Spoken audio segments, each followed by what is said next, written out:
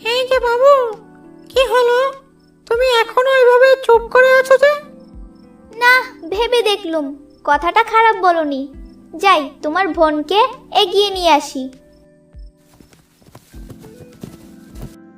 দেখো, সাবধান, পালানোর চেষ্টা কর না যেন আবার, তাহলে এর ফল কিন্তু ভীষণ খারাপ হবে।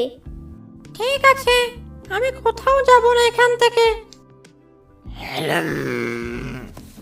এই যে ভাবি, এভাবে হারলে তো আমাদের হবে না। একটু তাড়াতাড়ি পা চালাও। ওইদিকে তো বাবুটা আমাদের জন্য অপেক্ষা করে বসে থাকবে। জলদি আমাদের একটা কড়া আর লাকড়ি নিয়ে ফিরে আসতে হবে। কিরে বেটা মফিস, চললি কই?